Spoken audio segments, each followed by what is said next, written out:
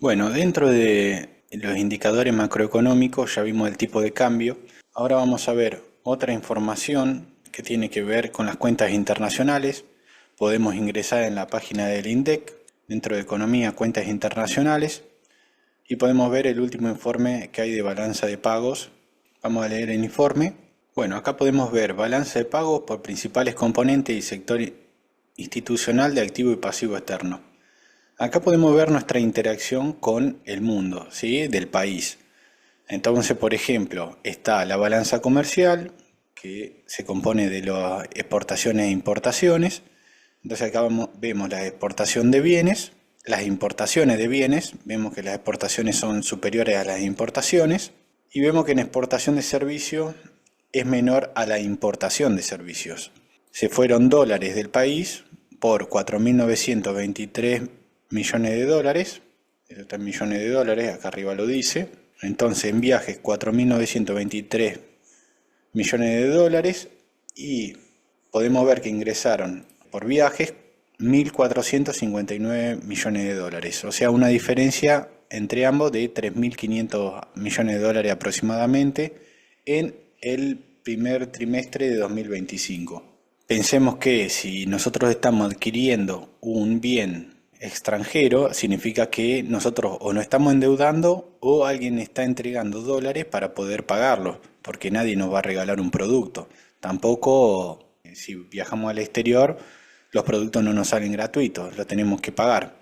Entonces, bueno, puede ser que se salgan del Banco Central, disminuyan la reserva, o que alguien quede endeudado externamente. Por eso la relación con deuda externa bruta por sector, bueno, menciona la deuda externa argentina, o sea, cuánto es del gobierno nacional, cuánto es del Banco Central, sociedades captadoras de depósitos, otra entidad financiera, sociedades no financieras, hogares, bueno. Entonces, actualmente estamos viendo que hay comentarios sobre, en la actualidad, con respecto de paso a, mientras podemos aprender, vamos viendo el tema de la realidad. Podemos ver que en los medios de comunicación se habla de la cantidad de viajes al exterior, un montón de millones de personas viajaron en el primer trimestre del 2025 por tema de vacaciones. Entonces esto se puede ver en este gráfico. Evolución de saldo de balanza por servicio, principales rubros. Primer trimestre 2019 hasta el primer trimestre de 2025. Entonces vemos millones de dólares que efectivamente en el primer trimestre de 2025 el color verde clarito dice viajes. Aumentó enormemente, ¿sí? Pero bueno, este es un único componente que estamos mirando, que hubo un cambio significativo, que está dentro de la parte de servicios, pero pensemos en el contexto de todo el país, de que están las exportaciones, las importaciones y cuánto es relevante a cuestiones de lo que es el PBI de Argentina. Siempre uno lo analiza en un contexto todos los datos, ¿sí? Por eso, si vamos a mi sitio web, en la parte de indicadores económicos también podemos ver la balanza de pagos y podemos ver que el déficit de cuenta corriente, como podemos observar, vamos a eliminar los anteriores, podemos ver que este déficit, bueno, en 2024 tuvimos superávit, acá en el primer trimestre tuvimos un déficit de 5.000 millones de dólares aproximadamente, pero vemos que no es nuevo. Por ejemplo, en el año 2023 el déficit de cuenta corriente fue 20.000 millones de dólares, 21.000 aproximadamente millones de dólares, y esto ya había sucedido con Macri anteriormente, llegando en 2017 a 31.000 millones de dólares. 2018 27.000 millones de dólares. Entonces yo lo veo como algo significativamente grave lo que sucedió en el primer trimestre, no porque incluso no se volvió a repetir en el segundo trimestre. Argentina ha estado en una situación mucho peor, por ejemplo, en el año 2023 o en el año 2017 o 2018, por decir ejemplos, pero bueno, es algo muy positivo que las personas que estuvieron antes en el gobierno se den cuenta que eso es algo malo, porque incluso ellos también estuvieron en esa situación. Entonces nos viene perfecto para que todos reflexionemos de que esto es malo y que si en el día de mañana ellos vuelven al poder, es bueno remarcarles que ellos saben que estos son problemas. ¿Por qué esto es grave? Bueno, porque si importamos más productos de los que exportamos, o todos viajamos al exterior y nadie viaja desde el exterior hacia Argentina, significa que se están yendo dólares del país, que puede ser que provoque una disminución en la reserva del Banco Central o que nos endeudemos externamente, etcétera. Como el tipo de cambio hoy es libre, si el gobierno no llega a intervenir, el tipo de cambio va a ajustar, porque significa que nosotros tenemos un ingreso en dólares que nos permite importar muchos productos o viajar al exterior y sin embargo no generamos nosotros esa riqueza para el mundo, para el exterior, para que nos permita a nosotros también hacernos de dólares. Entonces vamos a quedar deudores frente al mundo o en un déficit, digamos. ¿Por qué actualmente no me parece tan grave como se menciona en los medios de comunicación? No digo que no vaya a pasar nada, voy a dar mi opinión sobre este tema. En el año 2017 uno se veía venir una crisis muy grande, porque si bien veníamos de años de tener mucho déficit de cuenta corriente, en 2017 fue extraordinariamente grave y además se sumó otro componente, que era los pasivos remunerados que tenía Sturzenegger dentro del Banco Central.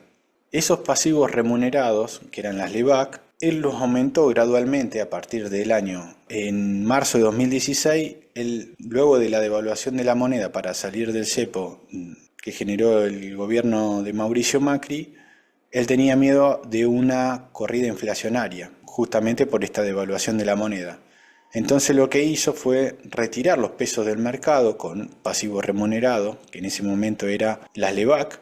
Eso generó que la inflación no sea tan fuerte, pero sin embargo se quedó pagando tasas y retirando pesos del mercado durante muchísimo tiempo hasta acumular un stock muy grande de LEBAC, que llegaron a ser 60.000 millones de dólares, y eso terminó generando que, sumado al déficit de cuenta corriente, un tipo de cambio muy atrasado, muchos inversores decidieran salir de la LEBAC y pasarse a dólares de manera abrupta en aproximadamente abril-mayo del año 2018.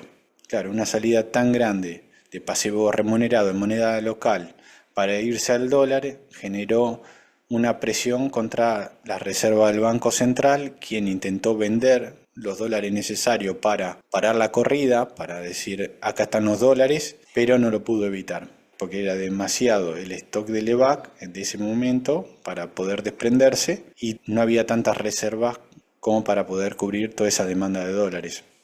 Esto seguramente quizá no fue únicamente un tema de error de él, también él se habrá quedado esperando a un ajuste en el gasto público para reducción del déficit, para hacer una política monetaria contractiva y fiscal contractiva, pero no. Lo que terminó pasando fue política monetaria contractiva para sacar peso del mercado, pero la política fiscal nunca aflojaron el gasto público, entonces terminó generando una inconsistencia en esas dos medidas. Entonces o él estaba equivocado o el Ministerio de Economía estaba equivocado en ese momento con Prat-Gay. No era consistente las operaciones de ambas. Quizás Sturzenegger se apuró al intentar sacar los pesos del mercado e intentar reducir abruptamente la inflación, o quizás no ajustó rápidamente el gasto público el Ministerio de Economía. Pero pensemos que quizá el Ministerio de Economía se quedó esperando a que haya alguna inversión productiva al no disminuir el déficit fiscal y pensar que gracias a las inversiones, al cambio de aire que había, iba a venir inversiones que iban a generar mayor actividad y mayor recaudación. Por eso no disminuyeron, quizás, intento interpretar, pero no sucedió porque Sturzenegger pagaba mucha tasa de interés desde el punto de vista del Banco Central. Entonces, el costo de oportunidad hacía de que, ¿para qué voy a invertir en otra cosa productiva, que es un riesgo, mientras tengo el Banco Central pagando una tasa de interés muy alta? Y sobre todo, con un tipo de cambio que estaba bastante quieto, porque como el gobierno nacional intentaba no emitir pesos, pedir financiamiento al Banco Central, intentaba no hacer eso, se endeudaba externamente, entonces vendía dólares y esa venta de dólares hacía que el tipo de cambio también se quede quieto. Entonces tenías por un lado al Banco Central pagando mucha tasa de interés en pesos, con un gobierno que estaba manteniendo el tipo de cambio a un precio menor porque ellos vendían lo que pedían de financiamiento externo. Pero ya el Banco Central ya lo toman mal porque viene mal heredado desde el gobierno anterior. Entonces, había reservas internacionales esto está en miles de pesos, o sea, esto era 1 billón de pesos. Teníamos en base monetaria 1 billón de pesos también, porque dicen 1.000 millones, pero es 1.000, pero como está en miles es 1 billón. Pero notemos que dentro del pasivo también, además de la base monetaria, vemos los títulos emitidos por el Banco Central, ¿sí? Letra y nota emitido en pesos, 1.160 millones que están en miles, entonces 1.200.000 millones de pesos aproximadamente, con el tipo de cambio a 20 pesos aproximado, o sea eran 60.000 millones de dólares que tenía en pasivo remunerado el Banco Central. Y en reserva no tenía mucha cantidad, pero también vamos a ver el balance que asume el gobierno de Macri dentro del Banco Central. Este es el estado financiero a diciembre de 2015. En activo, esto es lo que deja Cristina: reservas internacionales 332.000 millones de pesos. El tipo de cambio en ese momento estaba cerca de 10 pesos, el oficial, y aproximadamente 14 pesos el blue, o los dólares financieros, digamos, 14, 15 pesos. Y podemos ver que en títulos públicos, Cristina le puso un montón de títulos bajo ley nacional, y que podemos ver letras intransferibles del Tesoro Nacional, o sea, papelitos de colores, por el doble de dinero prácticamente de lo que eran las reservas internacionales. Entonces, ¿cuánto le puso? Esto está en miles de pesos. Entonces, estamos hablando de 629.000 millones de pesos, que dividido 10 pesos que estaba el oficial, aproximadamente, podríamos hacerlo dividido 14 el blue, pero para hacer una cuenta dividido 10, estamos hablando de 60.000 millones de dólares que le dejó Cristina en papelito de colores al Banco Central cuando asume Macri. ¿Y Cristina cómo lo tomó? ¿A ella le dejaron el mismo problema en el Banco Central? Bueno, podemos ver que las reservas internacionales eran bastante más que los títulos públicos en el año 2007, que es lo que toma Cristina en su momento. En letras intransferibles tenía 30.000 millones de pesos, ¿sí? A diciembre de 2027.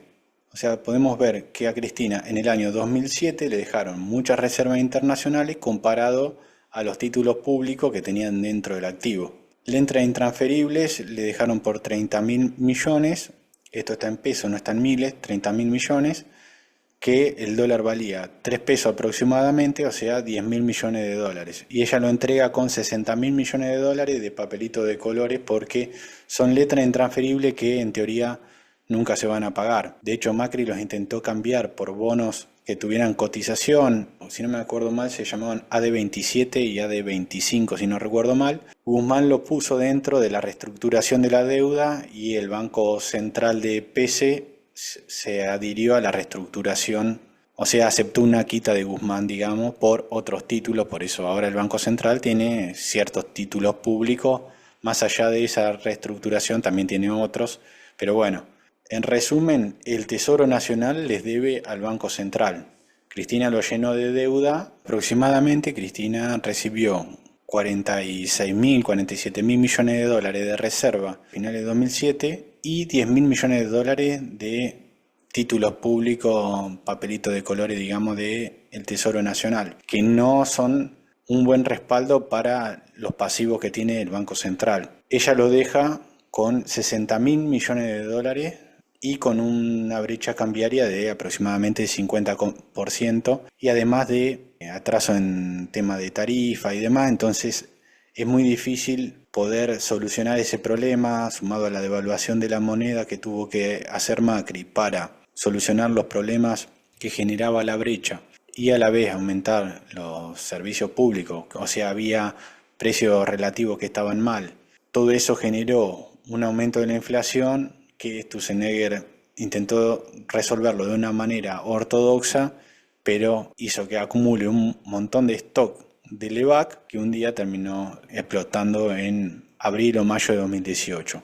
Bueno, en resumen, ahí comprendemos cómo funciona el sistema. Vimos que no es tan grave como algunas personas están diciendo, pero obviamente son datos a tener en cuenta. Lo importante es que el tipo de cambio sí flota, si tiene que devaluarse porque estamos adquiriendo muchos productos externos, el tipo de cambio probablemente termine subiendo para compensar esa salida de dólares. Entonces es importante destacar que si siguen saliendo más dólares de los que ingresan, lo más probable es que el tipo de cambio termine teniendo una corrección, pero no lo veo de una manera brusca y en porcentaje del PBI no es grande. Argentina es un país muy cerrado al mundo, entonces no veo una crisis muy importante. Además, el Banco Central hoy no tiene pasivos remunerados. Si esos pasivos remunerados no dejaron de existir, se pasaron al Tesoro. Hoy hay LECAP, Bonser y demás, que lo vamos a ver cuando veamos las cuentas nacionales, pero el gobierno nacional logró pasar todos esos pasivos remunerados del Banco Central, que eran a un día o 28 días, como eran los PASE o las LELIC, los logró pasar a un plazo muchísimo mayor, que es lo que se llama que estiró la duration, que es que el vencimiento no lo tenés todo en el muy cortito plazo. Pensemos que al finalizar el gobierno de Alberto Fernández se renovaba diariamente el tamaño de una base monetaria diariamente por los pases pasivos y dos bases monetarias cada 28 días. Igual eran todas las semanas, pero el tamaño, mirándolo mensualmente, eran dos bases monetarias por mes. Y había que sumarle una más que era diaria. Entonces, hoy no está esa situación tan grave. El gobierno ha logrado estirar los plazos, pero bueno, no sé qué puede pasar a su futuro. Digo lo que veo en este momento. Bueno, acá estamos viendo un tweet que compartí en su momento en Twitter, lo que ahora es x.com. Vemos que dice formación de activos externos del sector privado o no financiero era, que me refiero a la fuga de divisas en ese momento, que es lo que se le llama ese rubro, a ese ítem, que es la compra de dólares por parte de la gente, para entenderlo de una manera simple. Esto en su momento lo saqué de un Excel del Banco Central. Acá lo que yo mostraba era que en las elecciones presidenciales de Cristina Fernández, bueno, ya había un clima tenso porque en los últimos meses de Néstor Kirchner se empieza a fugar dólares, en realidad lo que se llama comprar dólares por parte de la gente. En abril de 2018 fue el paro agropecuario contra la resolución 125 que es de Martín Lustó. Se da justo también en la época de la crisis de la hipoteca subprime. Acá por esos años van a pasar a reparto los aportes que estaban en la FJP de jubilación, lo pasaron a reparto para hacerse de fondos. Bueno, después con tanta fuga de divisa o compra de dólares por parte de la gente que podía llegar a visualizar que el tipo de cambio estaba barato, porque se compraban mucho más de lo que se vendían. Entonces, luego de ganar las elecciones, Cristina Fernández en el año 2011 pone el cepo cambiario. Por eso vemos que se corta la compra de dólares por parte de la gente en gran medida. Luego vemos que a partir de las elecciones presidenciales del año 2015, en que gana Mauricio Macri, acá me equivoqué, dice 17 de diciembre del 2018, era de 2015, se libera el cepo, entonces la gente otra vez empieza a comprar dólares nuevamente. Bueno, antes de pasar a mostrar el gráfico como es actualmente, voy a hacer una aclaración técnica de un cambio que hizo el Banco Central. En el informe de evolución de mercado de cambio y balance cambiario, antes llamaba formación de activos externos de sector privado no financiero a lo que tradicionalmente se llamaba fuga de divisas. Ahora lo llama compra-venta de billetes y divisas sin fines específicos del sector privado no financiero. O sea, compra-venta de billetes y divisas sin fines específicos. Y el Banco Central hace una aclaración. Dice, cabe señalar que parte de los fondos adquiridos y registrados en la cuenta billetes quedan depositados en cuentas locales o pueden ser utilizados posteriormente para la cancelación de consumos con tarjeta de moneda extranjera y no necesariamente constituir formación de activos externos como destino final de esos fondos. Quiere decir que quizá la gente compró dólares y lo dejaron depositado en cuentas locales, pero no se lo está llevando a la caja de seguridad, donde ahí sí sería considerado fuga de divisas. Ahora bien, dicha esta aclaración, yo tengo la formación de activos externos del sector privado no financiero y la actual compra-venta de billetes y divisas sin fines específicos del sector privado no financiero y vemos que son exactamente igual, casi igual, salvo algunas diferencias mínimas. Por lo cual, al criterio que estoy buscando es similar para intentar dar la explicación de cuál es mi preocupación actual. Acá habíamos visto, en lo de Néstor Kirchner no fue tan demandado el dólar. Luego en la época de Cristina Fernández se acelera mucho, por lo cual en el año 2011 termina poniendo el cepo cambiario. Luego ahí sí se frena lo que se llama la fuga de divisas. ¿Por qué pone el cepo Cristina Fernández? Bueno, porque si a todos nos parece barato el dólar y nadie lo quiere vender y todas las personas quieren comprar, para intentar contener el dólar y que no le genere inflación, por lo que se llama pass-through, que es el traslado a precio por el tipo de cambio, porque hay bienes que se llaman transables, que son aquellos bienes que no pierden valor al exportarlo e importarlo, entonces, o sea, los bienes que serían exportables, digamos, por decir un ejemplo, soja, o el oro, o cualquier bien, un auto que sea importado. Todo eso va a remarcar el precio en pesos porque vale tanta cantidad de dólares. Si el precio del dólar sube, entonces voy a necesitar más pesos para pagarlo, entonces eso me genera una inflación. Y no solamente a esos bienes, también a muchos otros, porque siempre los bienes tienen algo de componente importado. Por decir un ejemplo cualquiera, imaginemos que esta mesa es de madera y el barniz, por decir un ejemplo, fuera importado, eso generaría que la mesa tuviera un componente más caro, por lo cual probablemente el vendedor no me quiera vender el producto al mismo precio y lo quiera remarcar. Entonces, como la gente al adquirir el dólar porque piensa que está barato, empieza a comprar, hace subir el precio y eso se me puede llegar a remarcar en los precios de la economía. Entonces, para no vender los dólares de reservas del Banco Central, lo que hace es decir, ya no vendo dólares porque no me pueden comprar o me pueden comprar poco, entonces el tipo de cambio no sube, yo no pierdo dólares, pero se empieza a crear un mercado paralelo que es lo que conocemos dólar blue, en el cual la gente empieza a comprar de manera informal. Aunque también hay otro mercado que es formal, que es por medio de títulos públicos, en el cual compro un bono pagando con pesos y lo vendo contra dólares. Entonces arranqué con pesos y terminé con dólares. A ese tipo de cambio que se denomina en el mercado dólar MEP, puedo acceder de manera formal. Sería como comprar una casa con pesos, venderlo contra dólares. En vez de hacerlo con una casa, que es costoso, lo hago por medio de títulos públicos, pagándole una comisión chiquita a un agente de bolsa y lo hago de una manera muy rápida. En el año de 2015, como Mauricio Macri, cuando libera el cepo, nuevamente se vuelve a demandar el dólar.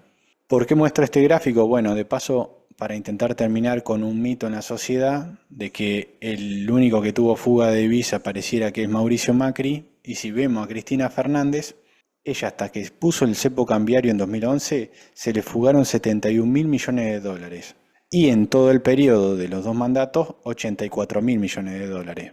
A costa de brecha cambiaria, empezar a tener nuevamente problemas con exportaciones e importaciones, que por ejemplo se sobrefacturaban importaciones, bueno, empiece a tener una brecha cambiaria, a generar problemas en la economía. Y luego de la liberación del cepo por parte de Mauricio Macri, nuevamente se vuelve a aumentar fuerte la compra de dólares por parte de la gente. Si nos fijamos en su periodo, aproximadamente 89.000 millones de dólares fue el total de la compra de dólares por sobre la venta de dólares que hizo la gente. Y podemos ver que como una señal de alerta, acá a Javier Milei le pasa que otra vez la gente empieza a comprar más dólares de los que vende. Podemos ver que en el primer mes de apertura del cepo para persona física, la gente compró 2.000 millones de dólares en cantidades netas.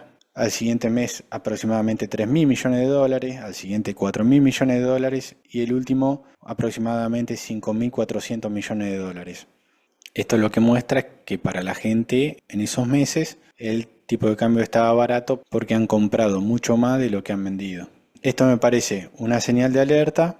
Esperemos que no suceda como todos los gobiernos que intentan atrasar el tipo de cambio para intentar contener la inflación, porque nadie tampoco pide que la inflación se solucione de un día para otro. A Japón e Israel le tomó varios años y no sería un problema que vaya descendiendo y tomarnos el tiempo, pero no usar el tipo de cambio como un ancla contra la inflación.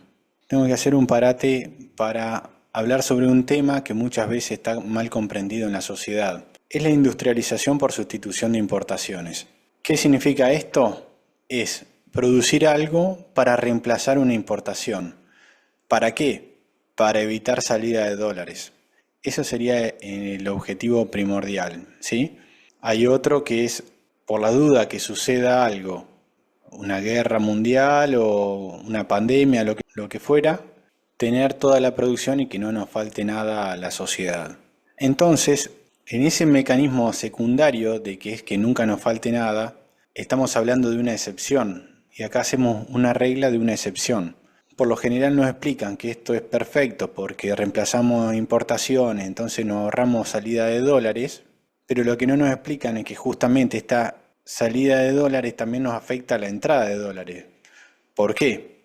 Porque esas personas que están sustituyendo importaciones podrían estar exportando. Entonces, si realmente fuera así, que no estamos ahorrando dólares porque estamos importando menos, entonces están quedando más dólares en el país, Argentina sería un país súper rico porque hace 100 años que hacemos esto. Entonces evidentemente que no funciona y que no genera dólares, ¿sí? Lo importante en la economía es aportarle valor, generar valor para alguna persona en cualquier parte del mundo. No importa si es argentino o si es extranjero, lo importante es generar valor. Si estás ahorrando importaciones porque estás produciendo algo para un argentino que te quiere comprar, bienvenido sea. Pero si no te compra un argentino, tenés que estar pensando en exportar. Entonces vos siempre estás intentando aportar valor. Si realmente la sustitución de importaciones funcionara, Argentina tendría el Banco Central lleno de dólares, y eso no ocurre. Otros países que no realizan la sustitución de importaciones es, por ejemplo, Australia, que exporta más, importa más, hace ambas cosas. Supongamos que me cierro al mundo y todo lo intentamos producir acá. Lo que va a terminar pasando es que nos vamos a aislar de los distintos avances tecnológicos que hayan en cualquier parte del mundo. Somos 47 millones y hay más de 8.000 millones de personas. O sea, acá no se van a generar todos los avances tecnológicos claramente. Y si no empiezo a adquirir innovaciones de otras partes del mundo porque me cerré, mi producto también va a ser de peor calidad y va a ser más costoso. Y luego pasando los años seguramente se va a abrir una brecha entre el mundo y lo que produzco yo. Y luego seguramente nadie quiere adquirir mi producto. Lo mismo si nos cerramos en grupos y empezamos a comercializar entre nosotros. Por ejemplo, el Mercosur, supongamos que siempre le compramos a Brasil, que hace un muy buen producto porque son una potencia industrial y demás. Si siempre le compro a ellos y no al resto del mundo, seguramente mi producto también va a ser caro, lo que yo genere, porque no se lo estoy comprando, por decir un ejemplo, no sé, a la India o a China, que tal producto ellos lo hacen más barato y de mejor calidad que Brasil, por decir un ejemplo. Estoy citando cualquier país para que todos podamos entender cuál sería la idea de intentar bajar el costo y mejorar la calidad del producto que yo fabrico y que lo quiero aportar al mundo. Esta sustitución de importaciones la genera muchas veces el gobierno poniendo muchos impuestos a los productos que son importados para intentar generar que haya una industria local que compita con el extranjero teniendo una ventaja. Como el Estado le pone un impuesto mayor a los productos de las grandes compañías extranjeras que quieren vender productos al mercado local, yo cuento con una ventaja porque estoy produciendo en Argentina. Entonces eso se ve como algo positivo. Claro, eso es positivo para mí, para el consumidor no, porque va a terminar pagando los productos mucho más caros. Ese consumidor es una persona que quizá está intentando exportar también, o sea que lo estoy perjudicando. O quizá está intentando producir para generar bienes en el mercado interno, pero como ya adquiere bienes más caros, él también va a repercutir en los precios que deriva los productos que él haga. Entonces, como yo le puse un producto más caro, el producto de él a su vez también va a salir más caro al resto del mundo o internamente dentro del país. Y si es que puede producir, porque quizás el comprador dice, no, yo estoy dispuesto a pagar hasta tanto, si me vas a cobrar más, ni produzca. Entonces, ¿cuántas inversiones se perjudican por culpa de que los productos nuestros ya sean más altos al intentar importar un producto del exterior? Vimos cómo es una cadena. Tocamos algo intentando evitar que se vayan dólares y a la vez me genera problema de entrada de dólares de exportaciones por otros productos que pude haber fabricado y exportado al exterior. Encarecí todos los productos, incluyendo los que yo también voy a tener que producir. si es que puedo producir, porque quizás no lo puedo vender, entonces directamente ni invierto, porque ya es un país caro. Vuelvo a esta imagen de la página Finbis, donde veíamos las acciones que cotizan en el mercado de Estados Unidos por capitalización de mercado y veíamos que eran gigantescas. Estas empresas van a intentar vender en nuestro país. Ahora nosotros también deberíamos buscar tener empresas grandes, no empresas que sustituyan importaciones, sino que sean muy fuertes, a partir de que puedan producir al menor costo posible, que le pueda generar exportar a distintos países del mundo, como ellos también están intentándolo hacer. Por ejemplo, acá veo que está cotizando Caterpillar con el ticker CAT. Vemos que tiene una capitalización de mercado de 196 mil millones de dólares y ventas por 63 mil millones de dólares anuales. 63 mil millones de dólares contra una industria, supongamos que queremos sustituir las importaciones de retroexcavadoras de esta empresa y aparece una pyme que tiene 50 empleados y que lo empieza a producir. Claro, a este producto le vamos a tener que poner impuestos al doble o el triple de lo que se puede llegar a vender en concepto de impuestos para poder generar que la pyme de acá pueda llegar a producir en más o menos las mismas condiciones que esta empresa. Pero claro, esa retroexcavadora tan cara me va a perjudicar al resto de las industrias, que cuando quieran hacer una obra va a salir mucho más cara. ¿Cómo puede competir una empresa chiquita contra semejante multinacional que puede tener hasta un sector de investigación y desarrollo, de marketing, de comercio exterior especializado?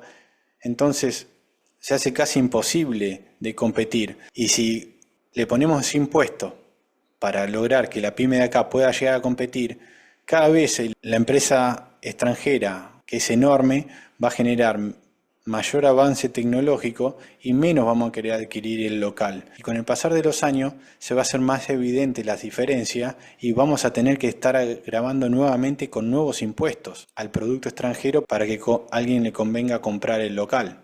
Pero ojo, tampoco es que estoy diciendo que se abran las importaciones actualmente de manera descontrolada, porque ya tenemos mucha industria que sustituye importaciones.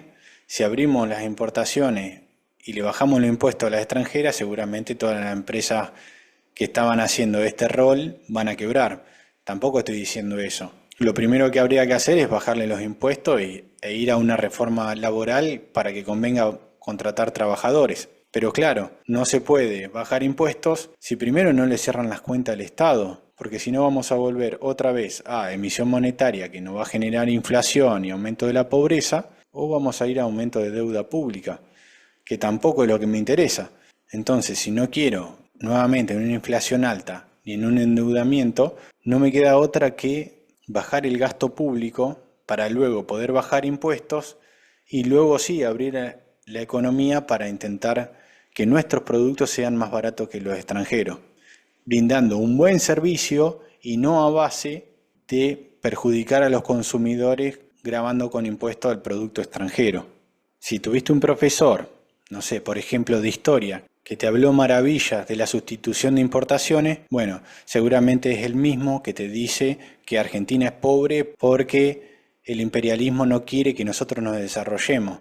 ¿No estás cansado de escuchar eso? Siempre el mismo relato.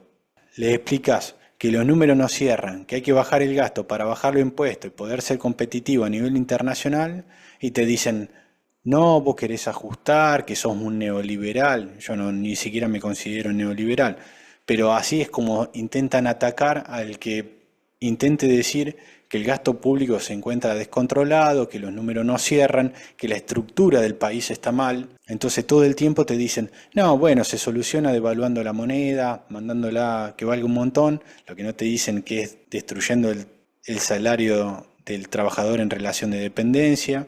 Siempre también repiten de, bueno, hay que cobrar más impuestos a las ganancias. ¿Cuánto más se va a cobrar? ¿No entienden que hay que bajar los impuestos para poder producir más barato y poder intentar algún día exportar nuestros productos porque le estemos generando valor y aportando algo al mundo? ¿No se dan cuenta que metiendo más impuestos el producto va a ser más caro? Vos podés perjudicar al que ya haya invertido grabándole con más impuestos a las ganancias, seguramente él verá si ahora le rinde menos la inversión, pero lo que sí te aseguro es que las inversiones a largo plazo se van a caer, los productos van a ser más caros, el consumidor va a terminar pagando si es que realmente se logra producir para venderle algo a alguien. Lo que pasa que, claro, uno ve que aumentan los impuestos y automáticamente empiezan a subir la recaudación, aunque no es tan así, ahora lo vamos a ver, porque tampoco podés cobrar cualquier cosa, como ya está pasando. Pero aún así, si aumentara la recaudación, la falta de inversión se vería en el mediano y largo plazo. Entonces, como no se ve en el corto, porque son inversiones que no se van a hacer, a la mayoría de esto ni le importa. Entonces dicen, bueno, subir los impuestos a las ganancias. Y es contrafáctico muchas veces decir, bueno, no vinieron inversiones porque subiste los impuestos, porque es impagable, los costos son altísimos. Necesitas importar algo, es caro. Necesitas producir algo, es difícil, burocrático, lleno de impuestos, con riesgo de que te denuncien los mismos empleados, que te paren la fábrica, que tengas problemas de cepo, de una inflación alta. Todos son problemas.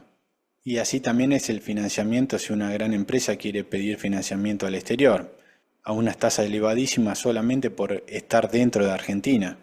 Notemos a la inversa, si nosotros tenemos una gran empresa, automáticamente todas estas personas que te hablan de lo bueno que es la sustitución de importaciones, te dicen que hay que grabarla con muchos impuestos. Fijémonos qué error, porque justamente nosotros deberíamos estar intentando, aunque sea no aumentarle los impuestos, para que puedan competir contra el resto del mundo contra estas empresas que son gigantescas. Muchas veces bajarle los impuestos a las pymes, nunca es bajarle los impuestos a las grandes empresas, siempre es castigarla. 35% de impuestos a las ganancias parece poco para la gente.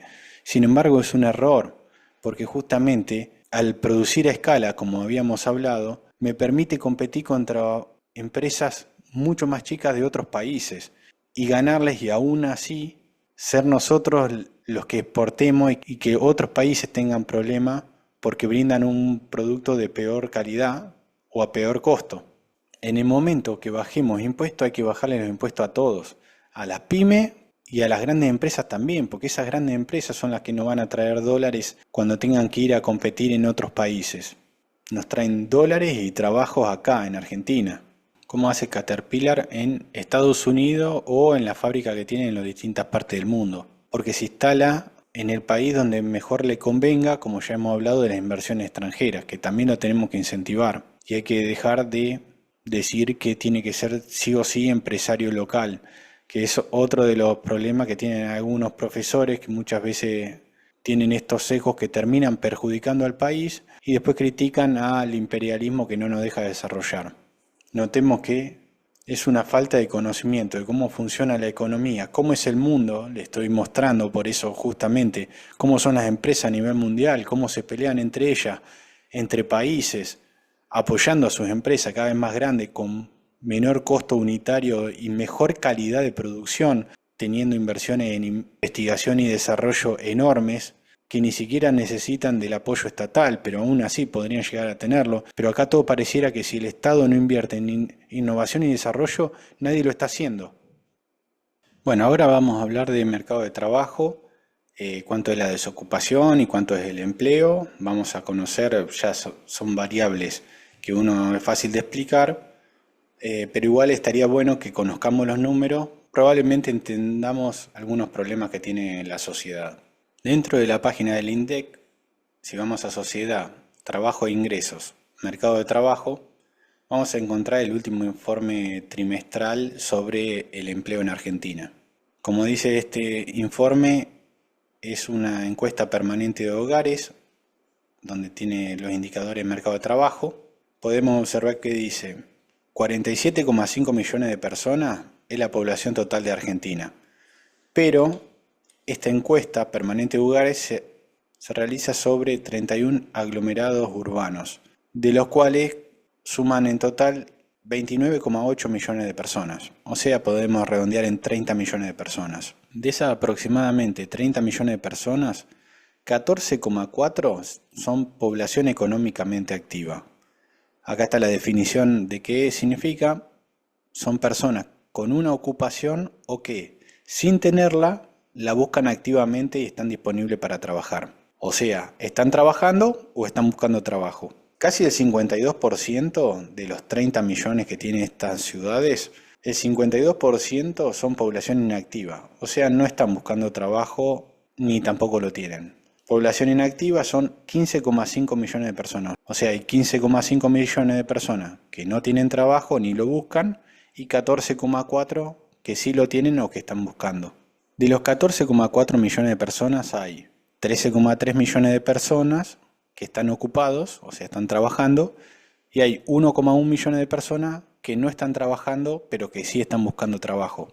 De los 13,3 millones de personas que están trabajando, hay 3,6 millones de personas que son considerados independientes. Dice 86% son cuentapropistas, 12,4% es patrón y 1,5% trabajador familiar sin remuneración. O sea, la mayoría son cuenta propia. De los que son asalariados, o sea, trabajan en relación de dependencia, son 9,6 millones de personas. De esos 9,6 millones tienen descuento jubilatorio 6,1 millones de personas. Y sin descuento jubilatorio 3,5 millones. O sea, podemos ver que más de un tercio de los que están trabajando en relación de dependencia no están realizando aportes. Tengamos en cuenta que estas cantidades de personas son sobre los 31 aglomerados urbanos, no son sobre todo el país. Son de 30 millones, digamos, de 47,5 que tiene toda la población argentina. No estaría bien hacer una proyección de cómo serían los restantes personas a partir de cómo viven en estas ciudades, pero podríamos hacer una simulación para entender cómo sería el total de la población argentina si se mantuvieran estas escalas. Podríamos saber cómo es la población argentina con algunos defectos, diferencias, pero para intentar entender cómo es el total de la población. Saber cuántos trabajan en relación de dependencia, cuántos son independientes, cuántos están realizando aportes, etc. Pero aclaro que no es lo mismo vivir en una población rural o en ciudades muy chiquitas que probablemente se dediquen a economías regionales o a sector agropecuario, y va a ser muy distinto a los aglomerados urbanos que probablemente se dediquen más a producción industrial o a servicios. Dicho esta aclaración, podemos observar la situación y evolución del trabajo registrado que hace el Ministerio de Capital Humano. Dice que en enero de 2025 se contabilizaron 10 millones de personas con empleo asalariado registrado, que es aproximadamente los 6,1 millones de personas que tiene esta encuesta permanente de hogares. Si la multiplicamos por 47,5 millones y la dividimos por 30, que es el tamaño de esta muestra. Entonces, 6,1 millones de personas por 47,5 dividido 30, aproximadamente 9.600.000 personas. En el número total lo tenemos más certeza al mirar este informe que dice 10,1 millones de personas tienen trabajo asalariado registrado. O sea que están realizando aportes jubilatorios, por ejemplo. Entonces podemos deducir que el margen de error no es tan significativo. Entonces podríamos inducir que de estos 3,5 millones de personas asalariados sin descuento jubilatorio por 47,5 dividido los 30 millones que es el total de esta muestra, estaríamos hablando de 5,5 millones, si se mantuviera el mismo nivel en porcentaje, 5,5 millones de personas que no están realizando aporte jubilatorio, trabajando en relación de dependencia. Si intentamos llevar esta encuesta permanente de hogares de 30 millones a los 47,5 millones, haciendo lo mismo con los cuentapropistas o con los que trabajan no asalariados, digamos, para generalizarlo, podríamos decir que de 3,6 millones que tiene la encuesta permanente por 47,5 dividido 30 millones que tiene esta encuesta, en vez de 3,6 millones de no asalariados, en realidad debería haber a nivel país 5,7 millones. Si queremos saber de estos cuánto están realmente realizando aporte o pagando impuestos, podríamos mirar los monotributistas y autónomos que hay en el país registrado.